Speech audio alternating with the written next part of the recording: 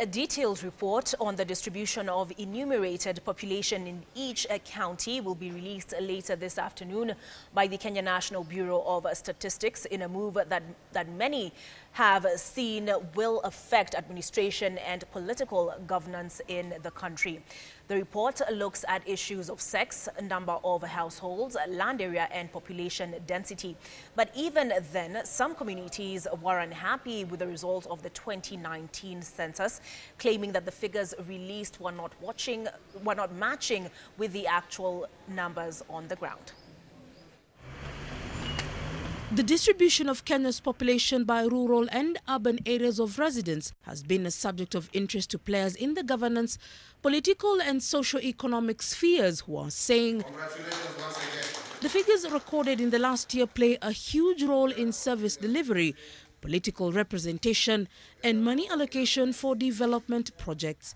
The total enumerated population was 47,564,000. But the figures tabled in the 2019 census were the subject of criticism, particularly from politicians in some parts of the country who felt robbed of key numbers which might boost their chances of being elected into office in the 2022 election. We reject the release census results in totality.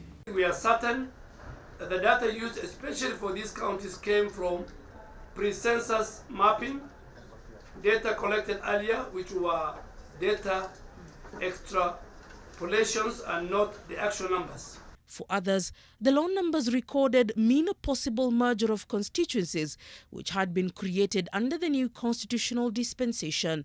The huge wage bill of political leadership has seen many Kenyans seek to reduce the numbers, especially in the National Assembly. In the same year, Ibrahim Ahmed, a resident of Mandera County, lost his application which stated that the KNBS Enumerator's Instruction Manual contains the instructions to be applied and used by the enumerators in carrying out the 2019 population and housing census exercise, including and is not limited to the list of tribe codes.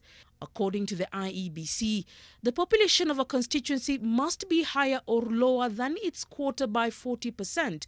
for cities and sparsely populated areas and 30% for other areas. The quota is arrived at by dividing the total population by the 290 constituencies.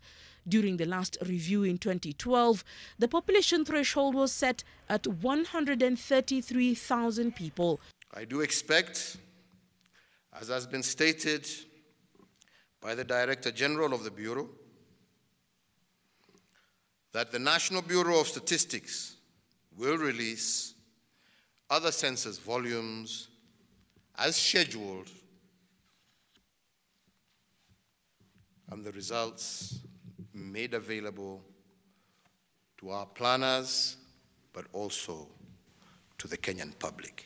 An analysis of the 2019 Kenyan population census report shows more constituencies will join the 27 constituencies that were allowed to exist, though they did not meet the population quota in the last boundary review in 2012.